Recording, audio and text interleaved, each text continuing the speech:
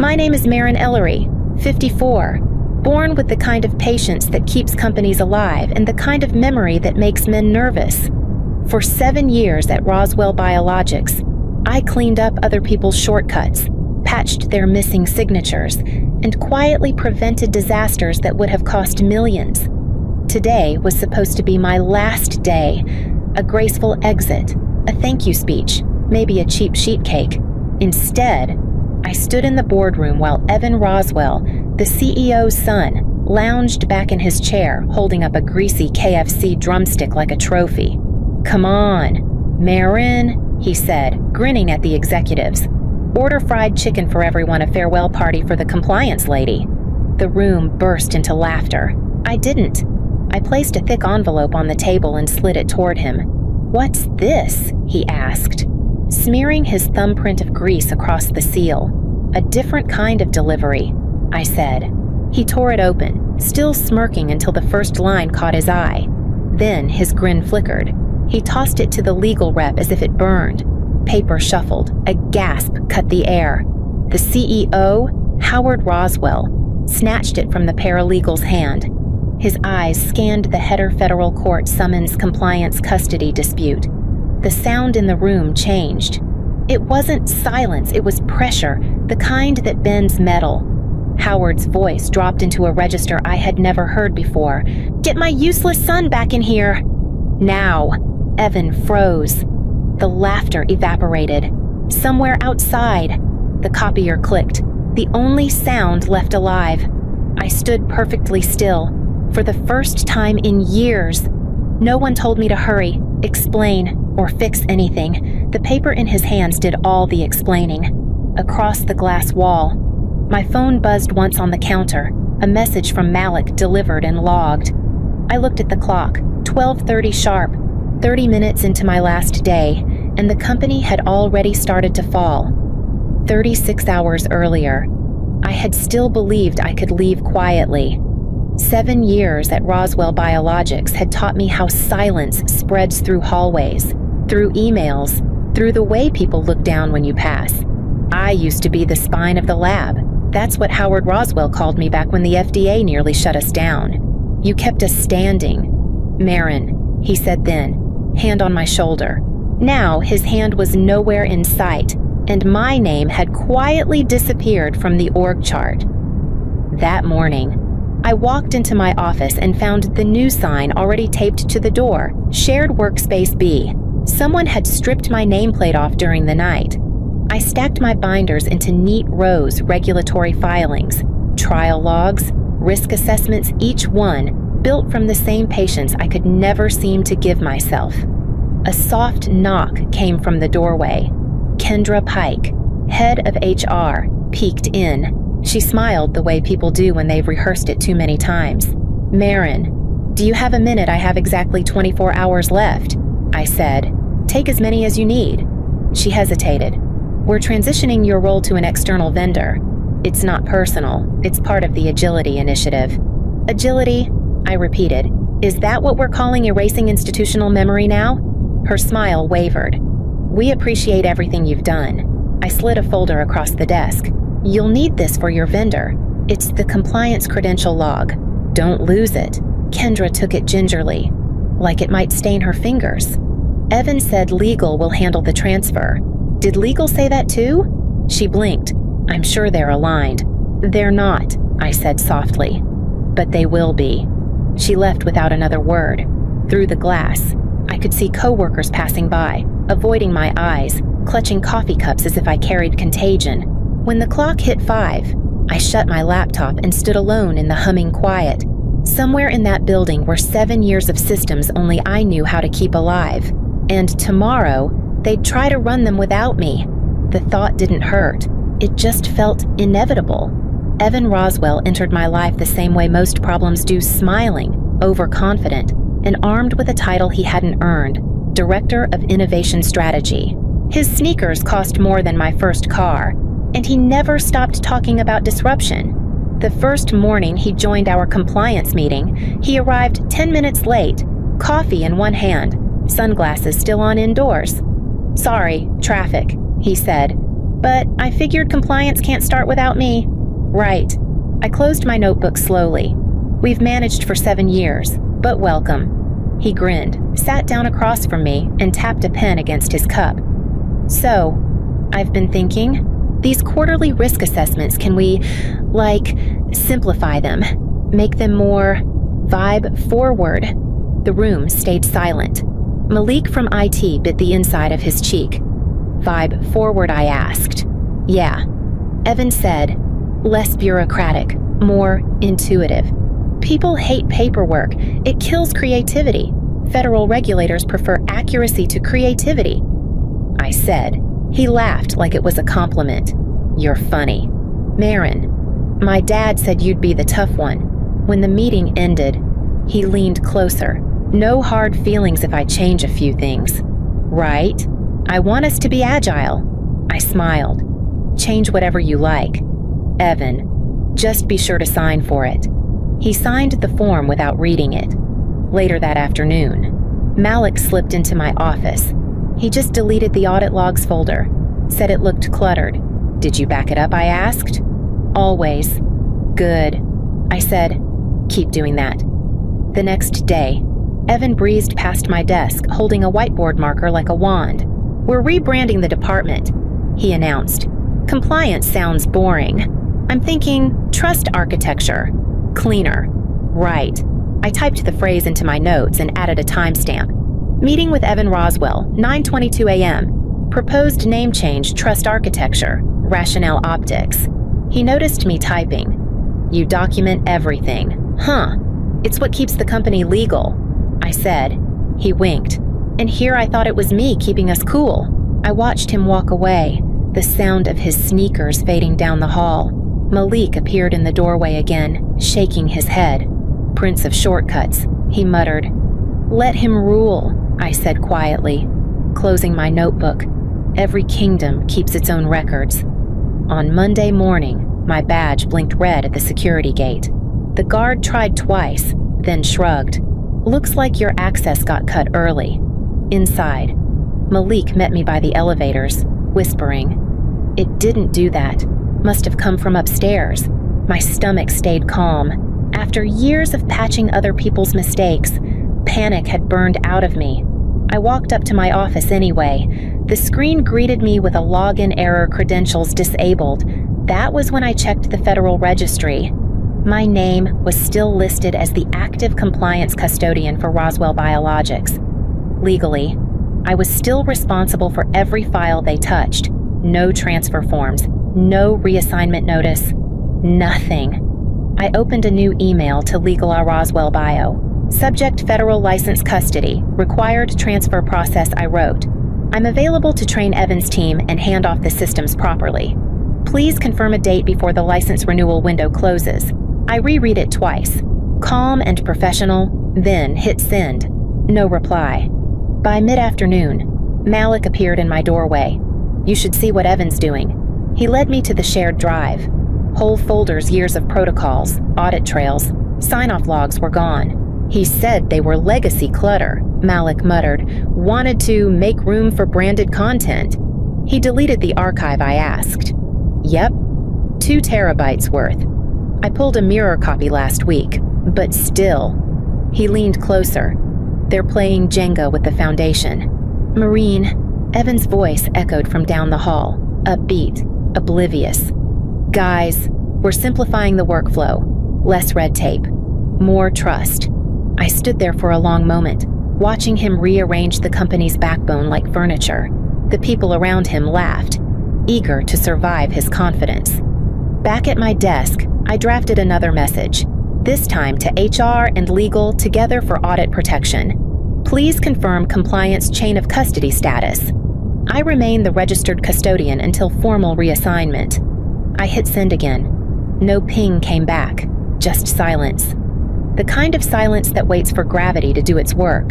The night before my resignation. Raleigh was quiet in that uneasy way cities get before a storm. I sat at my kitchen table, surrounded by stacks of binders and cold coffee. My cat, Finch, slept on the top file like a paperweight with fur. The lamp threw a tired glow across pages stamped confidential federal custody records. I dialed Lena. She answered on the second ring. "You sound wired," she said. "They're dismantling federal systems with 0 transfer forms." I replied, "I've emailed, called, logged tickets. Nothing. You still the listed custodian?" "Yes." "Then it's not just sloppy, it's dangerous." She paused long enough for me to hear her pen click. "Marin, you don't argue with arrogance," she said. "You document it. Every word, every date. Let the paper do the talking." I opened a new document. The cursor blinked like a heartbeat. Draft Federal Court, Wake County Division. Petitioner Marin Ellery. Respondent Roswell Biologics, Inc.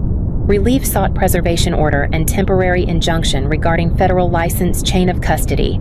Lena spoke as I typed. "You're not burning bridges. You're making sure they don't burn evidence." My hands didn't shake. I'd spent my whole career watching people cut corners. This was just the first time I decided not to stop them. I printed the pages, one after another, until the air smelled like toner and resolve. When I was done, I signed my name with the same black pen I used for audit approvals. The courthouse time-stamped the filing at 10:47 the next morning. By law, the summons had to be delivered within 72 hours. I ordered 3 certified copies, one for Lena, one for the court, and one I slid into a heavy cream envelope marked in neat handwriting, "Delivery Final Day." Finch lifted his head when I sealed it, eyes half open, unimpressed. "Don't look at me like that," I told him. "Some people leave farewell cards. I leave documentation." He blinked once and went back to sleep. Outside, thunder rolled low across the skyline. I set the envelope beside my keys and turned off the light. 2 days left. My last day began with an email from HR titled "Celebrating Transitions," complete with confetti emojis and a reminder to bring your positive energy. I had none left to bring. I packed my coffee mug, a photo of Finch, and the envelope I'd sealed 2 nights earlier. When I reached my desk, Malik was already there. "You sure about this?" he asked quietly. "I'm just delivering paperwork," I said. He studied me for a moment, then nodded. "They won't see it coming." At noon, the office gathered in the open area. Evan appeared, as loud as ever. Sleeves rolled, voice bright enough to make the air thinner. "Hey everyone, let's send Marin off properly. Order some fried chicken extra crispy."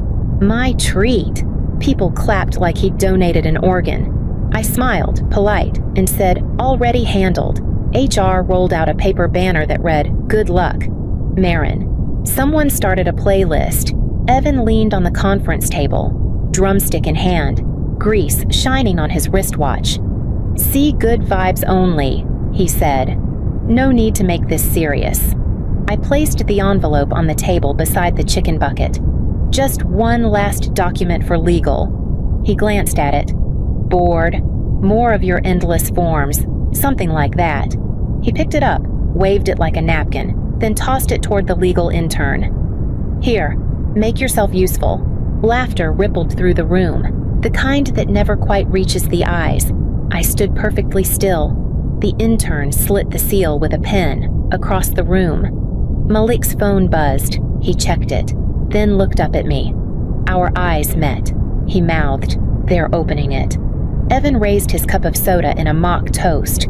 To compliance, the invisible hero behind him, the legal rep, froze mid-bite, reading the first line. Papers shifted. The HR banner fluttered as someone turned off the music. Evan frowned. "What's wrong?" No one answered. Howard Roswell had just walked in. He took the document from legal's trembling hands, scanned the header, and his face went white. The silence that followed didn't feel like victory. It felt like impact, sudden, heavy, irreversible. Howard Roswell burst into the conference room like a storm in a tailored suit. The document trembled in his hand as he read the heading aloud.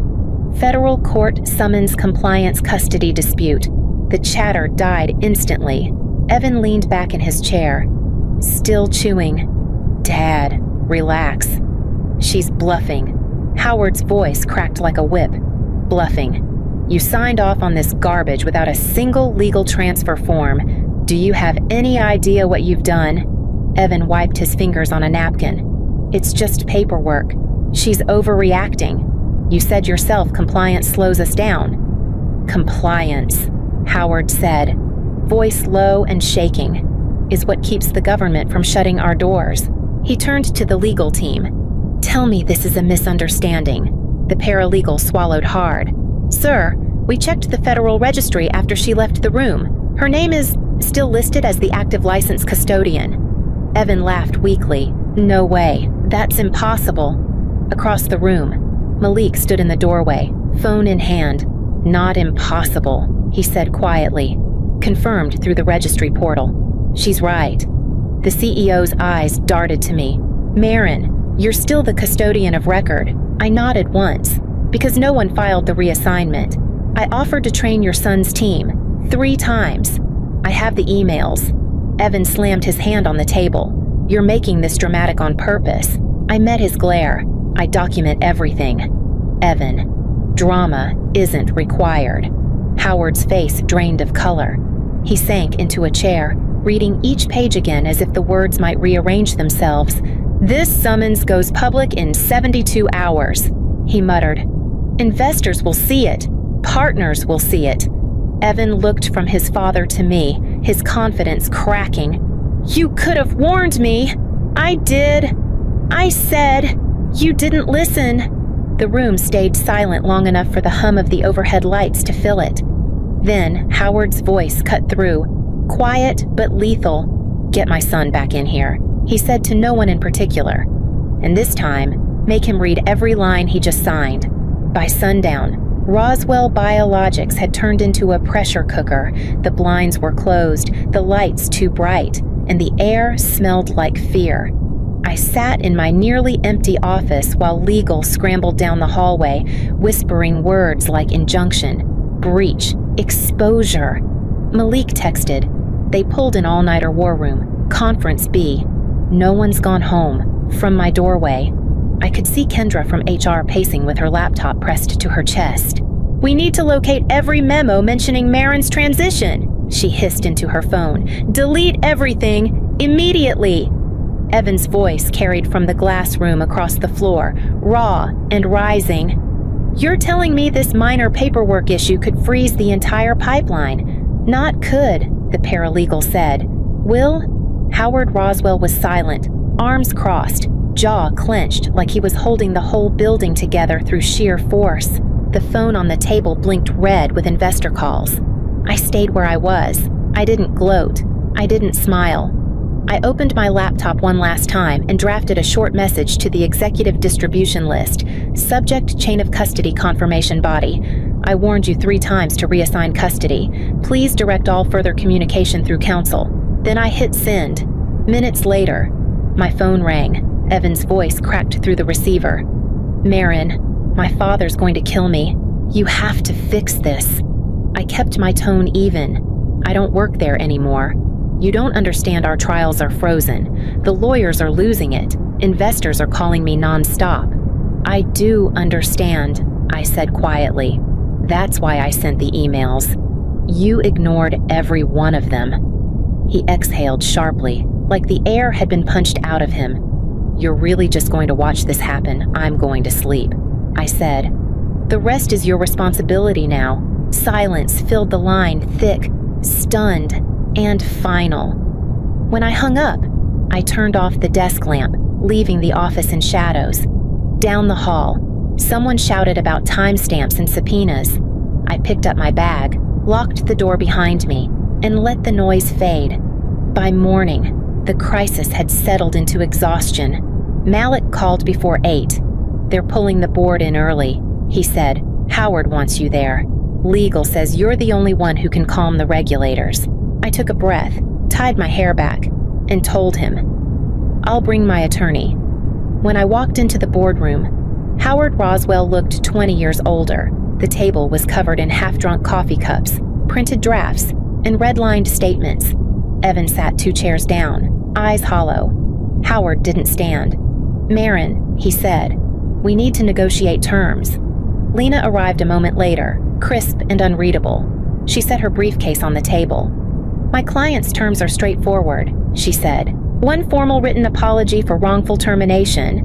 2 financial settlement equivalent to her annual salary times 3. 3 a license agreement acknowledging her authorship of the company's compliance framework." The CFO cleared his throat. "That framework belongs to Roswell Biologics." Lena smiled faintly. "Then you should have transferred it properly." "You didn't." Howard rubbed his temples. "You're asking us to admit fault publicly." "I'm asking you to tell the truth," I said. "You built your company on my documentation. I don't want revenge, Howard. I want the record corrected." Across the table, Evan's voice cracked. "She's right." Everyone turned to him. I ignored her emails. I deleted her files. I thought he stopped, swallowed hard. I thought I could fix it later. For the first time, Howard looked at his son like he was seeing him clearly. "Later doesn't exist in compliance," he said quietly.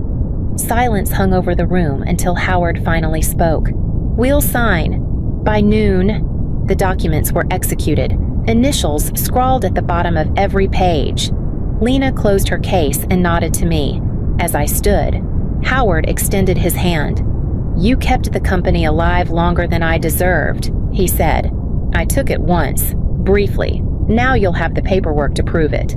Then I turned, leaving the boardroom as the pens dried behind me. By the time I left the building, Raleigh's winter sunlight had turned sharp and clean, the kind that makes glass look honest. I didn't look back at Roswell Biologics. The deal was done, the signatures dry, the apology written in language as careful as the lies that came before it. I drove without music, just the hum of the engine and the low rhythm of traffic. My phone buzzed 3 times before I answered. It was Lena. "You did it," she said. "We did it," I replied. "You're officially free of them. What are you going to do now?" I glanced at the passenger seat. The envelope with my copy of the agreement sat there, heavy and final. "Probably eat," I said. "Something that isn't corporate flavored." I parked downtown, at a cafe I'd always passed, but never had time to visit. The waitress set down a plate of roasted chicken and coffee that actually tasted like coffee. No speeches, no noise, just the sound of cutlery and breathing. Halfway through the meal, my phone buzzed again, an unknown number. I almost ignored it, then swiped to answer. "Ms. Ellery," a man's voice said. "This is Dr. Vance from Cinera Biotech. We heard about your case through the compliance board. We're looking for a consultant, someone who builds things that don't collapse under ego." I smiled. "That's a specific qualification. Interested?" he asked. "I'll think about it," I said, and meant it. After he hung up, I folded the napkin over the call sheet and let my hand rest on it for a moment. Finch would be waiting at home, probably sitting on a stack of documents I no longer needed. Outside, the sky was the color of fresh paper. I paid the bill, tucked the receipt into my pocket, and stood to leave. As I stepped onto Fayetteville Street, the wind caught my hair and carried the faint smell of fried food from somewhere nearby. Grease, laughter, oblivion. For once, I didn't flinch. This time, I whispered to myself, "I'll choose who I serve."